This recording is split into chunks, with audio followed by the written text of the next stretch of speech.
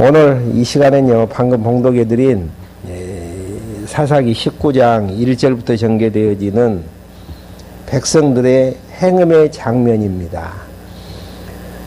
본문의 이치는요, 하나님께서 아브라함과 이삭과 야곱에게 자손을 주시겠다고 약속해 주셨는데 정말 하늘의 별처럼 바다의 모래알처럼 많은 백성들을 허락해 주셨고요. 그 백성들을 또 가나안 땅으로 인도하여 주셔서 가나안 땅을 정복해 하셔서 가나안 땅을 분배해 주시는 역사를 섭리해 주십니다. 이 정도만 되어지면은 여호와 하나님을 경외하면서 섬겨 나가야 되는데 이스라엘 백성들이 그러지 못하고 여호와 하나님을 잊어버리는 데에서 사사시대를 맞게 되어지고 시험이라는 방법을 통해서 하나님께서 언약 백성들을 여호와 경외하기를 배우게 하시는 하나님의 교육의 현장이 사사기에 보면은 담겨져 있습니다. 그러니까 이 일을 누가 해 나가시는가? 하나님이 하시죠. 그래서 사사기의 주제가 시험하시는 여호와. 언약 백성들이 범죄하고 타락할 때에 하나님께서는 이방 족속들에게 이스라엘 백성들을 맡기셔서 괴롭히게 만들고 여호와 하나님이 생각나게 되어졌을 때에 부르짖게 되어짐으로 사사를 통해서 구원해 주시는 이런 내용들을 통해서 아픔과 싸매심을 통해 여호와 하나님이 생각나게 만들고 여호와 하나님을 경외케 하시려는 섭리의 숨결이 사사 13명에서 14명 정도 사사시대가 이제 지나가는 이런 이제 장면 속에서도 결론적으로는 여호와 하나님을 경외하는 쪽으로 역사 섭리가 진행되어지는 게 아니고요. 언약 자손의 범죄로 이제 사사기 내용이 마무리를 짓고 있습니다. 지난 시간에는 어떠한 범죄를 행하게 되어지냐면은요, 우상숭배. 미가 가정에 우상숭배가 있었고요, 단지파에 우상숭배가 있었던 것들을 확인할 수 있는 부분들이죠. 그러니까 출애굽게 하셔서 가나안 땅을 주셨던 여호와 하나님은 보이지 아니하고 이방 신들은 보이는 신이어서 보이는 신을 이제 의지하게 되어지는 이런 이제 우상숭배의 최악의 범죄를 이제 저지른 다음, 그 다음에 이제 19장부터 21장까지 전개되어지는 부분들은요, 백성들의 이제 행음이 나와지는 내용입니다. 이 내용을 시작을 하면서 사사기 기자는 19장 1절에서 이스라엘의 왕이 없었던 그때에 그렇게 이제 서두를 시작하고 있습니다. 왜 지난번에는 우상숭배를 할 수밖에 없었고 오늘에 와서는 행음을 하면서 살 수밖에 없었나? 이스라엘의 왕이 없기 때문에 하나님의 율법으로 바르게 통치할 수 있는 왕이 있었으면 그러지 아니한데 그런 왕이 없는 데에서 행동에 잣대가 없잖아요. 그러니까 자기 좋아하는 대로 이것이 하나님을 기뻐하는 일이라 하면서 자기 자신을 기쁘게 만들어가는 생활 자체가 19장부터 이제 나와져 있는데요. 행음의 이제 현장을 실제로 이제 기록을 하고 있습니다. 먼저 이제 19장 1절부터 2절까지 왕이 없을 때에 내인이 취한 첩이 행음을 하고 친가로 가게 되어지는 부분이죠. 이스라엘 왕이 없었던 그때에 에브라임 산지 외진 곳에 머물러 사는 어느 네이 사람이 유다 베들레헴에서 한 여자를 첩으로 삼았는데, 율법에 보면 첩으로 삼는 것은 금지사항이지만은 이제 왕이 없었던 그때였기 때문에 네이 사람이 한 여자를 이제 첩으로 맞이하게 되어지는 행위가 나와지죠. 그 그의 첩이 음행하고 그를 떠나 유다 베들레헴 자기 아버지의 집으로 가서 넉 달 동안 거기에 있게 되어지죠. 이렇게 이제 하다 보니까 3절부터 9절까지 내인이 첩을 데려오려고 하인하고 첩의 집으로 이제 가서 기거하고 데리고 오는 장면이 9절까지 나와져 있습니다. 3절 한번 봐보시죠. 그 여자의 남편이 일어나 그 여자를 설득하여 데려오려고 자기 하인과 나귀 2마리와 함께 그 여자를 찾아갔더니 그 여자가 그를 자기 아버지의 집으로 데려가므로 그 여자의 아버지가 그를 보고 기뻐하며 맞이하였다. 그의 장인 곧 그 여자의 아버지가 그를 붙더니 그가 장인과 함께 사흘 동안 머물면서 먹고 마시며 거기서 묵었다. 넷째 날 아침 그들이 일찍 일어나 떠나려고 할 때에 그 여자의 아버지가 사이에게 빵을 조금 먹고 기운을 차린 뒤 떠나게 하였다. 그 두 사람이 함께 앉아 먹고 마시고 나서 그 여자의 아버지가 그에게 부디 이 밤을 여기에서 묵으며 자네 마음을 즐겁게 하게 하고 말하였다. 그 사람이 일어나 가려고 하였으나 그 장인이 간청하였으므로 그가 거기서 다시 묵었다. 그래가지고 이제 5째 날 묵게 되어졌고요. 이제 그 뒤에 이제 떠나게 되어지는 내용이 이제 나와지죠. 그런데도 이제 9절에 보니까 이제 장인이 이제 그 사람을 이제 찾게 되어졌을 때에 10절부터 15절까지는 내인이 첩을 데리고 오다가 기브아에 들리게 되어지는 장면입니다. 그러나 그 사람이 묵기를 원치 않았으므로 일어나 안장을 지은 나귀 2마리와 첩을 데리고 떠나서 여부수 곧 예루살렘 맞은편에 이르렀더니 그들이 여부수 근처에 이르렀을 때에 날이 많이 저물었으므로 하인이 자기 주인에게 말하기를 부디 우리가 방향을 돌려 이 여부수 사람의 성으로 들어가 거기에서 묵으시지요 하였다. 그 주인이 그에게 말하기를 우리가 이스라엘 자손에 속하지 않는 이방 사람의 성읍에 들어가지 말고 기브아로 가자 하고, 그러니까 아직 이제 여부스는 이스라엘에 의해서 정복되지 않는 땅이었기 때문에 이방 족속들이 살고 있었어요. 근데 이제 그 첩을 거느린 내인 입장에서는 이방 족속들은 불결하기 때문에 내가 그들이 사는 지역에서는 살 수가 없다라는. 그러니까 이런 것들을 보면은 상대방이 봤을 때에 이방 족속들은 다 불결하고 언약 백성인 자기 자신은 깨끗하다라는 편견.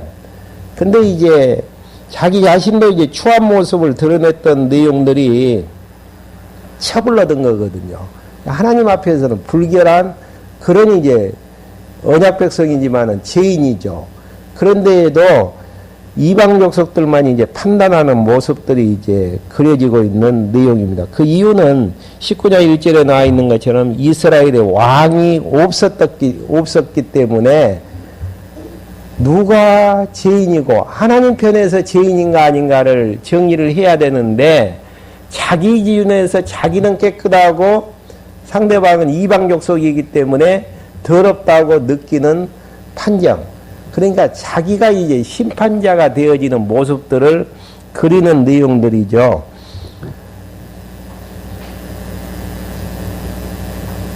그러면서 이제 기브아를 여부스에서 이제 머무르지 아니하고 기브아로 이제 가게 되어지죠. 19절 그가 또 하인에게 말하기를 기브아나 남아 가운데 어느 한 곳에 가서 묵어야겠다고 하였다. 그들이 계속 나아가 베냐민에 속한 기브아 가까이 이르렀을 때 해가 졌다. 그들이 기브아에 들어가 묵으리 오고 그곳으로 돌이켜 들어가 그 성읍 큰 길에 앉아 있었으나 그들을 자기 집으로 데려가서 묵게 하는 이가 아무도 없었다. 모세 율법에 보면은요, 나그네가 왔었을 때 어떻게 하라고 이야기를 했죠? 영접하라고 나와 있습니다. 근데 나그네가 왔는데도 그를 받아줄 사람이, 그러니까 내 사람이 죄인이고 아니고 그것은 두 번째 치고, 나그네가 왔으면 당연히 영접을 해서 잠자리를 제공을 해줘야 되는데, 그러지 이제 못하는 기브아 지역의 이제 악성들을 보여주시는 내용들이죠. 그 이유는 무엇이죠? 이스라엘에 왕이 없었기 때문에 바르게 이제 가르쳐서 여호와 하나님을 섬길 수 있도록 만들어주는 그런 이제 왕이 치리하지 못하는 데에서 이런 일들이 이제 나오게 되어지죠. 그런데 이제 16절부터 21절까지 내인이 기브아에서 노인의 영접을 받아 먹고 이제 마시게 되어지는, 그래도 이제 다행히 한 노인에 의해서 영접을 받죠. 그 저녁에 밭에서 한 노인이 일하다가 돌아오고 있었는데 그는 에브라임 산지 사람으로 기브아에 머물러 살고 있었으며 그곳 사람들은 베냐민 자손이었다. 그 노인이 눈을 들어 어떤 과부가 성읍 큰 길에 있는 것을 보고, 나그네가 성읍 큰 길에 있는 것을 보고 어디로 가며 어디에서 오느냐고 묻자 그가 그 노인에게 말하였다. 우리는 유다 베들레헴에서 에브라임 산지 외진 곳으로 가는 길입니다. 제가 그곳 사람으로 유다 베들레헴을 들렸다가 이제 여호와의 집으로 가는 길인데, 네 사람들의 임무가 무엇이죠? 여호와의 이름이 있는 성막에서 여호와를 경외하는 제사 지내는 일에 있어서 수종을 드는 그런 이제 내인의 이제 임무를 알기 때문에 자기 자신이 첩을 찾으러 왔다고 이야기하지 아니하고 또 거짓말로 이제 둘러대는 부분이 이제 여호와의 집으로 가는 길인데, 그러니까 여호와의 언약궤가 있는 그곳에 가서 이제 봉사로 가는 길인데 저를 집으로 데려가는 이가 아무도 없습니다. 그러니까 서로 속이고 속고 나그네도 영접하지 아니하고 또 내인은 자기 임무를 망각하고 첩을 얻고 또 이제 그 첩을 이제 찾으러 이제 갔다가 길을 걷게 되어지는 모습들. 그 노인이 말하기를 안심하시오. 필요한 것은 모두 내가 담당하겠으니 길에서는 묵지 마시오 하고 그를 자기 집으로 맞아들여 나귀에게 여물을 주었으며 그들이 발을 씻고 먹고 마셨다. 근데 이제 문제 하나가 발생이 됐는데요. 22절부터 26절까지 성읍의 비류들이 내인의 첩을 엿보이고 놓아주는 장면입니다. 그 베냐민 지역에 사는 이제 그 불량배들이 이제 자기 첩을 이제 행음하는 내용이 나아지죠. 그들이 마음을 즐겁게 하고 있을 때에 그 성읍의 불량배들이 그 집을 에워싸고 문을 세게 두드리며 집주인 그 노인에게 말하기를 노인의 집에 들어온 그 사람을 끌어내시오. 우리가 그와 관계하겠소 하니, 여기서 이제 관계한다라는 이야기는 감정이 상해가지고 이제 죽이려고 하는 모습. 그 내용이 이제 어디에서 확인할 수 있냐면요. 20장 4절에 보시면은 죽임을 당한 그 여자의 남편 네이 사람이 대답하여 말하기를 제가 첩과 함께 베냐민에 있는 기브아에 묵으러 갔는데 기브아 사람들이 저를 치려고 일어나서 밤중에 제가 묵은 집을 에워싸고 저를 죽이려 하다가 제 첩을 능여가에 죽게 하였습니다. 그러니까 무엇이 문제가 있었는지는 모르겠지만은 내 이 사람을 그냥 죽이려고 이제 하는, 그래서 이제 그 노인에게 내달라고 이제 이야기하는 부분이죠. 그렇게 했을 때 집주인인 그 사람이 나와서 그들에게 말하기를, 아니네, 내 형제들이여, 제발 악을 행하지 말게나, 이 사람이 내 집에 들어왔으니 이런 수치스러운 일은 하지 말게. 보시기에 내 처녀의 딸과 그 사람의 첩이 있으니 내가 그들을 데리고 나오겠네. 그들 욕보이든지 말든지 자네 보기에 좋은 대로 하게. 그러나 이 사람에게는 이런 수치스러운 일을 하지 말게 하였다. 그러니까 자기 딸이든지 첩에 대해서는 어떻게 하든지 욕을 보이든지 마음대로 이제 하게끔 허락을 하지만은 죽이는 일만큼은 하지 말라라는 거. 그러니까 모든 게 다 제약이잖아요. 욕 보이는 것도 제약이고 죽이는 것도 제약인데, 살인죄는 행하지 말고 행음하는 일은 마음대로 이제 하게끔. 그 이유가 뭡니까? 19장 1절에 나와지는 이스라엘의 왕이 없기 때문에.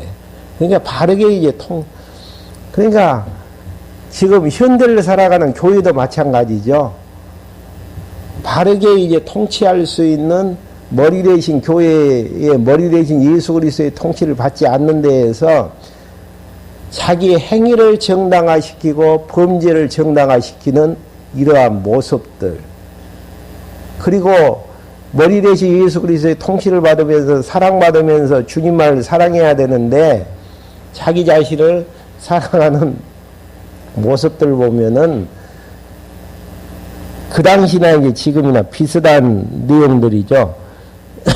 그러면서 그 사람들이 듣지 않으므로 그 사람이 그의 첩을 밖에 있는 그들에게 내어주었으니 그들이 그 여자와 관계를 갖고 밤새도록 능욕하다가 새벽 미명에 여자를 놓아주었다.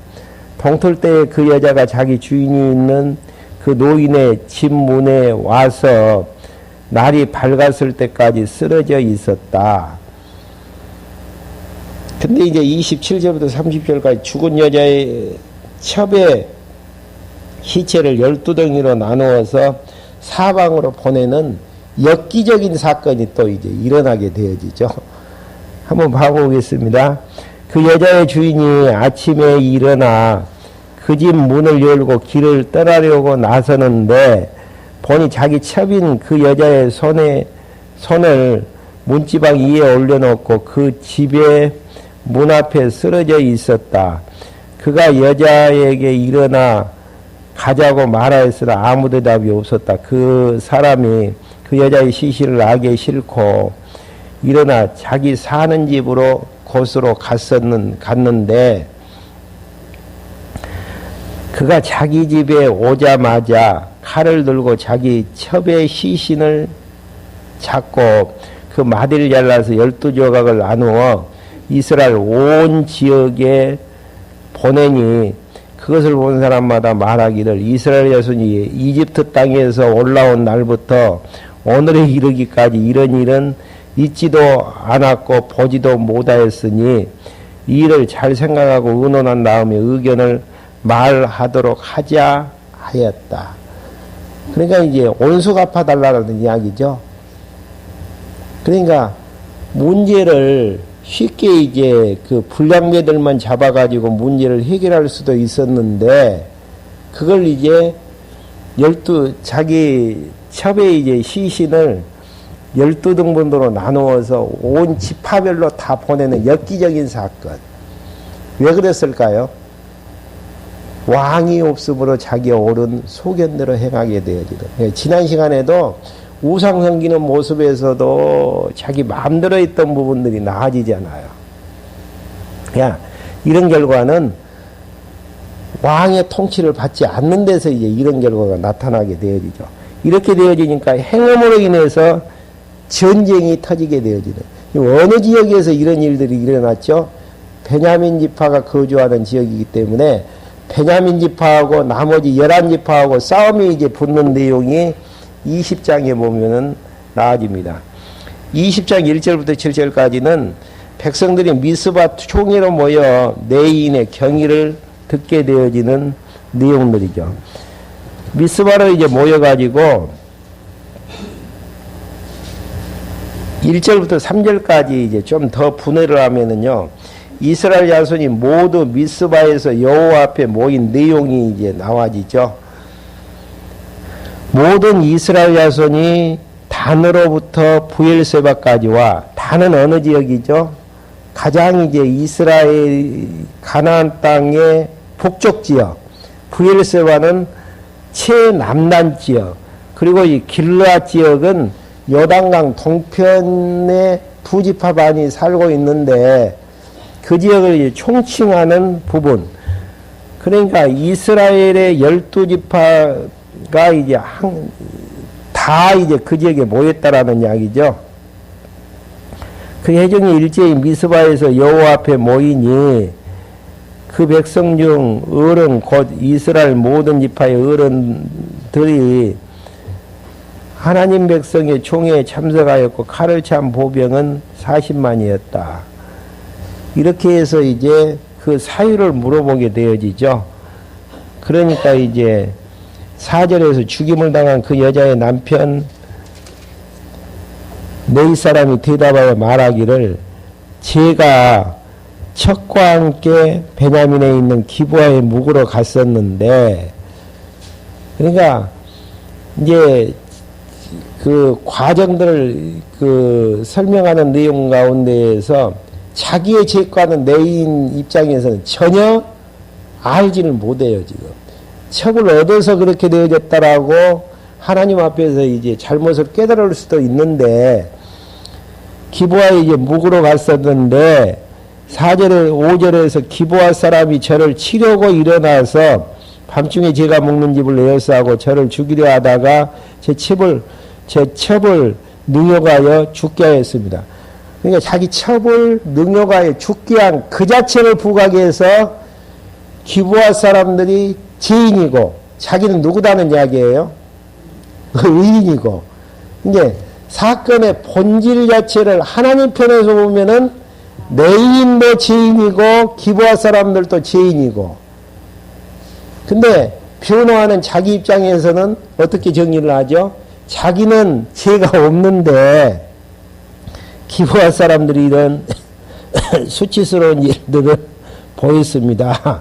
그래서 이제 6절에서 제가 제 첩을 거두어 조각을 내어 이스라엘 유업의 온 땅에 보냈으니 그것은 그들이 이스라엘 가운데 사악하고 수치스러운 일을 하였기 때문입니다. 그러니까 자기가 죄인인 것을 깨닫는 상태에서 하나님 앞에서 정의를 하면은 하나님께서 이렇게 아픔을 겪게 하셨습니다.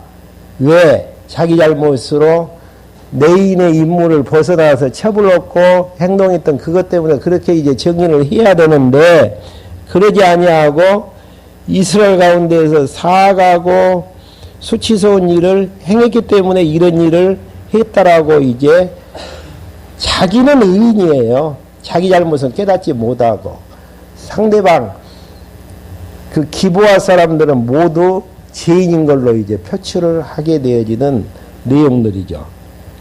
이런 행위들은 그 신약 시대 때 보면 예수님 오셨을 때 보면은 바리새인들의 모습들, 사두개인들, 대제사장들의 모습들을 연상케 하는 내용들이죠. 예수님의 판정은 그들 향해서 어떻게 하던가요? 회칠한 무덤. 겉으로는 이제 하얀 것처럼 보여지지만은 안에는 냄새나는 송장이 덕실거리는 모습들. 왜 이제 이런 일이 일어날 수밖에 없는가? 이스라엘에 왕이 없었기 때문에 자기 속인에 오른 대로 자기는 의인 되어지고 상대방은 모두 죄인 만들어버리는 이런 이제 내용들. 그래서 보십시오. 이스라엘의 온 자손이여, 여러분이 여기서 여러분들의 의견과 방책을 내주십시오 하니 8절부터 11절까지 이 백성들의 총회에서 베냐민의 기브아를 치기로 결의하는 부분들이 나아집니다. 온 백성이 일찍이 일어나 말하기를 우리가 한 사람도 자기 장막으로 가지 말고 자기 집으로 돌아가지도 맙시다. 이제 우리가 기브아 사람에게 이렇게 할 것이니 곧 제비를 뽑아 그를 치되 우리가 이스라엘의 모든 지파 가운데 100명마다 10사람을 1000명마다 100사람을 10,000명마다 1000사람을 뽑아 백성을 위해 양식을 마련하고 그들이 베냐민의 기브아에 가서 베냐민이 이스라엘에서 수치스러운 일을 한 대로 갚도록 합시다 하였다. 그러니까 살인죄를 짓고 가늠죄를 지었으면은 모세의 그 율례에 보면은 다 그 방편들이 나와 있어요. 어떻게 처리해야 될 것인가. 근데 이제 이런 일들을 봤을 때에 네이 사람들도 네이 처벌받은 네인 입장에서도 자기 자신을 미화시켜서 상대를 죄인 만들어 버렸고요. 그 이야기를 들었으면은 하나님 앞에서 또 생각을 해봐야 되잖아요. 근데 그쪽으로 이제 의견들이 어느 쪽으로 쏠리냐면은 네이 사람의 말에 이제 흥분을 해가지고 우리가 베냐민 지파 이제 다 죽여야 됩니다. 이스라엘의 모든 10절, 11절입니다. 모든 사람이 합심하여 하나같이 그 성읍으로 치려고 모였다. 그러면서 이제 12절부터 17절까지 베냐민 자손이 백성들의 권면을 거절하고 싸우자고 하는 내용이 나아지죠. 이스라엘 지파들이 온 베냐민 지파에게 사람을 보내어 말하기를 너희 가운데서 일어난 이 악한 일이 어찌 된 것이냐. 기브아의 불량배들이 이제 우리에게 넘겨라. 우리가 그들을 죽여 이스라엘에서 악을 제하여 버리겠다고 하였으나 베냐민 자손이 그의 형제인 이스라엘 자손의 소리를 듣지 않고 베냐민 자손이 이스라엘 자손과 싸우려 나가기 위해서 이게 기브아의 불량배만 문제를 정리하면 되어지잖아요. 근데 그의 소리를 듣지 아니하고 베냐민 자손 입장에서는 그를 두둔하면서 어떻게 하는가? 이스라엘 자손을 내 소리를 듣지 않고 베냐민 자손이 이스라엘 자손과 싸우려 나가기 위해 각 성읍으로 기브아로 모여들었다. 이게 총체적인 난국이죠. 죄인이 죄인을 정죄하고 자기 자신의 죄악된 행위를 알지 못하고 자기 첩을 행음했다라는 그 이유 한 가지만 들어가지고 자기 자신이 이제 심판을 하려고 하는 이제 부분들이죠. 그래서 이제 전쟁이 붙기 시작을 했는데요. 18절 부분에서는 이스라엘 자손이 베들레에 올라가서 하나님께 물어보죠. 베냐민이 전쟁을 일으키니까 물어봐야 될 거 아닙니까? 이스라엘 백성들은 정당한 모습인 것처럼 보여지지만 또 문제가 있어요. 여기에서도 18절 이스라엘 자손이 일어나 베들로 올라가서 하나님께 여쭙기를 우리 가운데 누가 먼저 올라가서 베냐민 자손과 싸워야 하겠습니까? 바른 기도입니까? 바르지 못한 기도입니까? 왜요?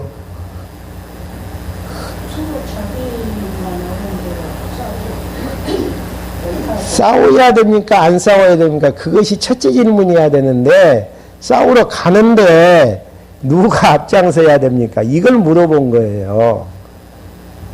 이게 기도라 그래서 기도한다 그래서 그 기도가 다 의롭고 하나님의 뜻에 맞추는 기도는 아니죠. 우리는 이제 그 기부원 그 기부와 불량배들만 처리하려고 했는데 베냐민이 달려드니까 하나님 우리 지파인데 싸워야 됩니까? 안 싸워야 됩니까? 그렇게 이제 나갔어야 되는데 싸우는 것은 결정을 해놨어요, 지금. 싸우는 것은 결정을 해놓고, 누가 이제 앞장서서 싸워야 됩니까? 라고 이제 물어보게 되어지죠. 그러니까 이제 여호와께서는 말씀하시기를 유다가 앞장서야 한다 하셨다. 그러니까 또 응답을 받아요. 유다가 앞장서라는 이야기. 근데 하나님께서 붙이시겠다라는 그런 응답은 없었어요. 이스라엘 아침에 일어나 기브아를 향하여 진을 치고 베냐민과 싸우기 위하여 나아가 전열을 갖추고 기브아에서 전쟁을 하려 하였다.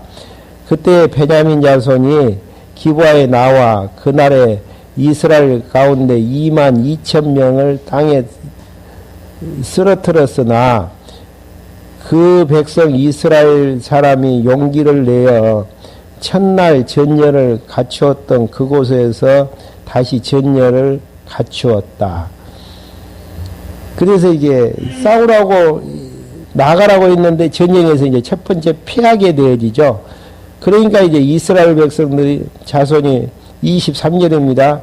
여호와 앞에서 저녁까지 울며 여호와께 여쭙기를 우리들이 형제 베냐민과 싸우기 위해서 다시 나가야 합니까? 이제는 기도가 좀 박해졌잖아요.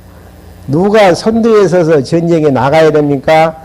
첫 번째 기도는 그 기도였고요. 두 번째는 우리가 이제 우리의 형제 베냐민 사람과 베냐민 자손과 싸우기 위해 다시 나가야 됩니까? 하니 여호와께서 말씀하기를 우리가 올라가서 그들을 쳐라 하셨다. 다시 치라고 했죠. 그래서 이제 갔는데에도 또 다시 패하게 되어지죠. 그렇게 하니까 26절에서 온 이스라엘 자손과 모든 백성이 베델로 올라가서 울며 거기서 여호와 앞에 앉아 그날 저녁까지 금식하였고 여호와 앞에 번제와 화목제를 드리며 여호와께 여쭈었다. 그때에 하나님의 언약궤가 거기 있었으며 아론의 손자인 아살의 아들인 비느하스가 그 앞에서 섬기고자 하였다.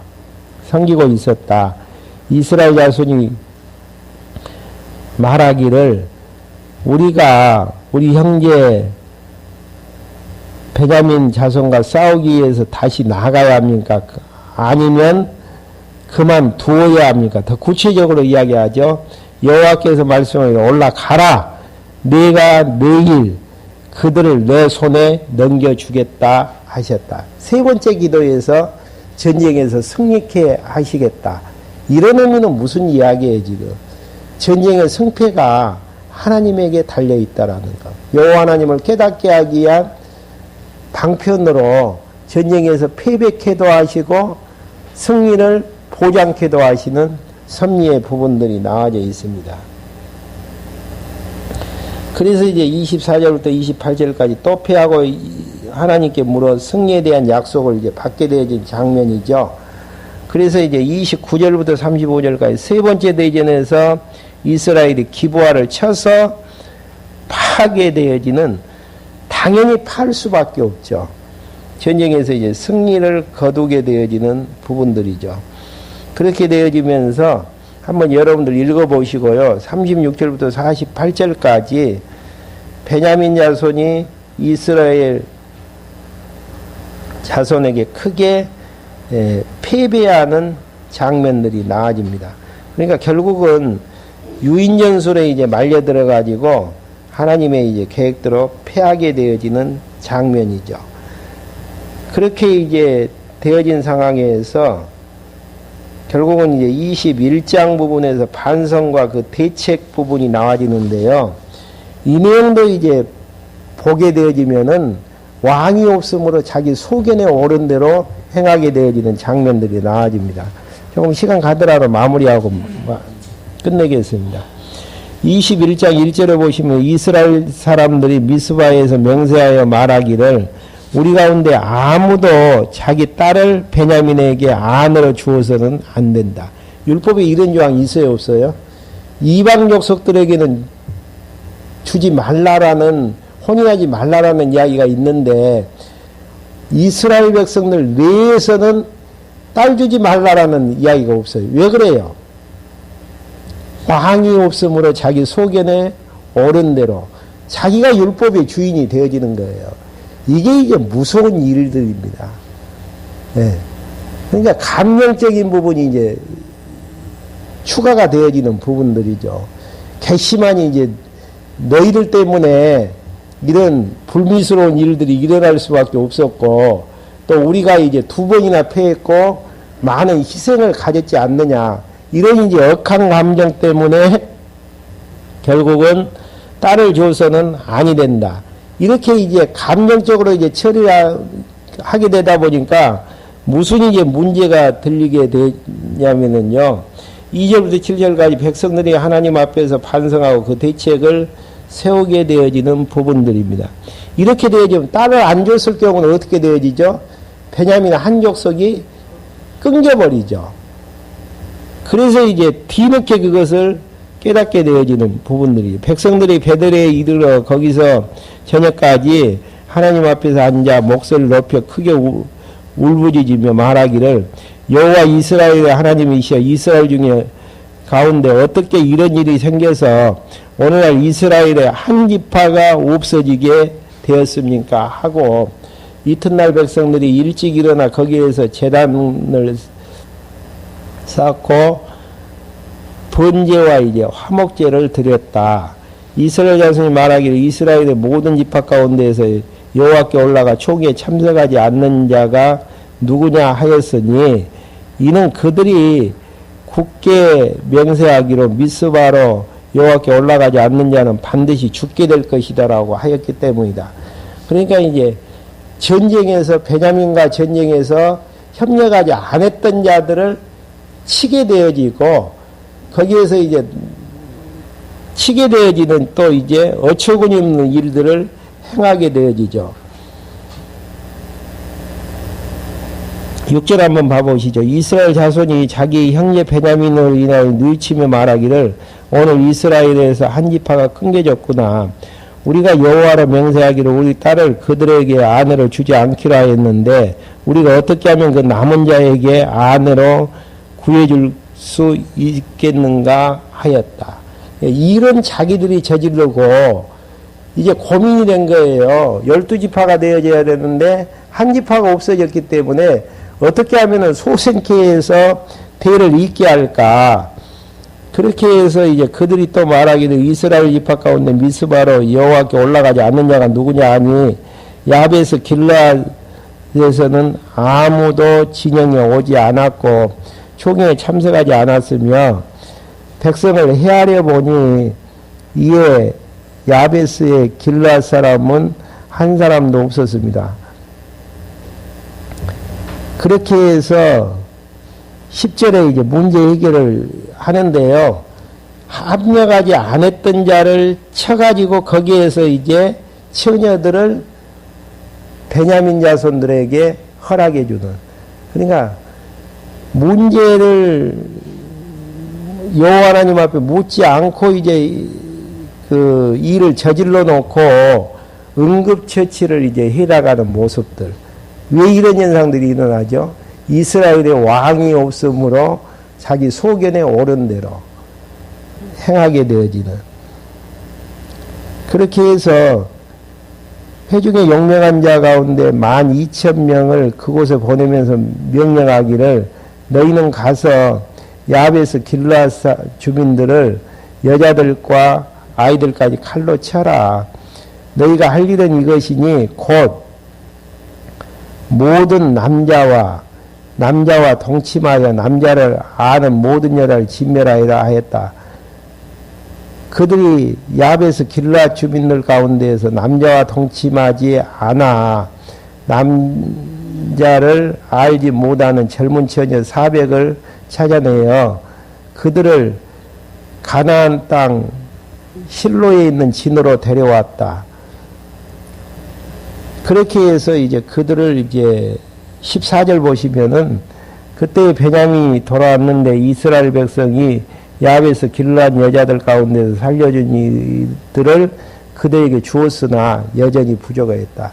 이게 협력하지 않았다 그래가지고 그들 치고 동침하지 않는 여자들을 400명을 데려다가 베냐민 자손에게 주는 악순환을 행하게 되어지는 내용들. 그렇게 해서 문제를 했는데에도 여자 수가 이제 적은 거예요. 그러니까 이제 16절부터 22절까지 장로들이 모자라는 처녀에 대해서 해결책을 제시해 주는 부분들입니다. 그러나 우리가 우리 딸을 그들에게 넣어줄 수는 없으니 이스라엘 자손이 명세하여 말하기를, 그러니까 명세를 해버렸던, 감정적으로 명세를 해버렸던 그게 이제 문제가 되니까 베냐민에게는 안을 주는 자는 저주를 받을 것이다라고 하였기 때문이다. 예, 자기가 이제 줘버리면은 저주를 받는 명세를 해버렸고, 주지 않고 그냥 도덕질에 가면은 자기 죄는 또 안 되잖아요. 그래서 이제 어처구니 없는 일들을 이제 행하게 되어지는, 그렇게 해서 23절부터 24절까지 베냐민 자손이 실로의 딸들을 붙들어 아내로 삼게 되어지는, 예, 처녀들을 도덕질하게끔 만들어서 아내를 삼게 만드는, 왜 그러면 이제 이스라엘 백성들은 저주로 명세했던 부분에서는 벗어난다라고 생각을 하게 되어졌었고, 베냐민 자손은 대를 이제 이을 수 있다라고 이제 생각을 했기 때문에, 한번 그 장면 봐보죠. 만일 23절 베냐민 자손이 그와 같이 춤추는 여자들 가운데 자기들의 수요대로 사로잡아 안을 삼았으며 그들의 유업으로 돌아가 성읍들을 건축하고 거기에서 살았다. 그때 이스라엘 자손이 그곳을 떠나 각각 자기 지파와 가족에게 갔으니 곧 그들이 거기서 나와 각자 자기 유업으로 돌아갔다. 감정적으로 결단을 했던, 명세했던 그것 때문에 변칙적으로 다시 그 베냐민의 그 지파의 혈통을 이어가는 모습들, 그 이유에 대해서 마지막 결론적으로 25절에서 결론을 이야기하죠. 그 시대에는 이스라엘의 왕이 없었으므로 사람마다 자기 보기에 좋은 대로 행하였다. 율법을 잊어버리고 무시해버리는 이런 상황에서 자기 마음대로 행하는 게 하나님의 뜻으로 이야기하게 되어지는. 그 이유는 현대 교회에서도 머리 대신 예수 그리스도의 통치를 받지 않는 데에서, 통치를 받으면은 하나님의 뜻을, 하나님이 기뻐하시는 것 교회도 좋아하고, 하나님이 싫어하시는 것 교회도 이제 싫어하면서 살아야 되잖아요. 근데 머리에 통치를 받지 않는 데에서는 내가 좋아하는 것 좋아하고 내가 싫어하는 것 싫어하고, 그래서 이제 결론은 뭐예요? 자기 소견대로 행할 수밖에 없는 이 사사시대를 해결할 수 있는 방법은 모세의 율법대로 통치할 수 있는 왕이 등극을 해야만이 되어지는. 그래서 이제 바로 연결되어지는 부분이 룻기서이죠. 유다 자손에서 만왕의, 그 당시에 이제 다윗 왕이 이제 와서 이제 통치게 되어지는 그 왕을 준비할 수 있는 그런 이제 내용으로 이제 연결이 되어집니다. 그러니까 아무리 인간적으로 문제를 해결하려고 해도요, 머리 대신 예수 그리스도가 지혜를 주셔서 통치하지 않는 이상에서는 문제 해결하는 사람도 악행을 행하는 것이고, 또 범죄하는 자도 악행을 행하는 것은 너무너무 당연한 부분들이고요. 그러니까 그래서 이제 시험하시는 하나님께서 시험을 통해서 여호와 경외하기를 배우게 하셨지만은, 왕을 이제 세우시려는 세 번째 이제 언약인 왕을 세우시기 위해서 이런 자기 옳은 대로 행하는 모습들을 보여주게 되어지시는 이런 부분들. 그러니까 우리의 의지로서는 안 되어져요. 진짜예요. 나는, 그리고 이제 특히 의지로서도 안 되어지고 내가 이제 의인의 정체성을 가지고서는 안 되어지는. 그러니까 내인도 죄인이면서 자기 척을 그렇게 행음했던 그 사람들만 죄인으로 몰아가잖아요. 네. 그리고 이제 12지파가 문제를 해결하는 방법도 일단 이제 정상적인 방법들이 되어질 수가 없는 부분들이고요. 그래서 이제 성경은 죄인의 눈으로 성경을 보지 아니하고서는 내 양식이 될 수 없다라는 사실, 그걸 사사기 내용을 통해서 다시 한번 확인해 주는 대목들입니다. 그러면 이제 다음 시간에는 어떻게 이제 그 문제를 하나님께서 해결해 주시나, 바른 통치자를 보내주시듯이 교회를 어떻게 바르게 정상화시킬 것인가, 나도 교회의 머리 대신 예수 그리스도의 통치를 받는 것이고요, 너도 머리 대신 예수 그리스도의 통치를 받지 않는 상태에서의 문제의 해결의 해답은 없습니다. 어떻게 알 수 있나? 사사기 보니까 그게 해답이에요. 인간적인 방법론 가지고는 답을 찾을 수가 없어요. 방법론 가지고는.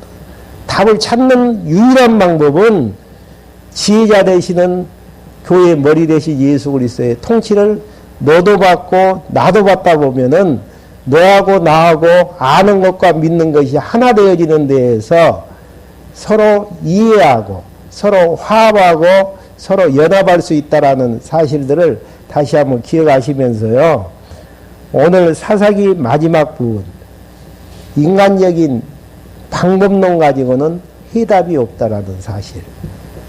머리 대신 통치자의 지혜만이, 통치를 받았을 때야만이 답이 있다라는 사실들 아시고요. 방법론 가지고 문제를 해결하려고 하지 마시고,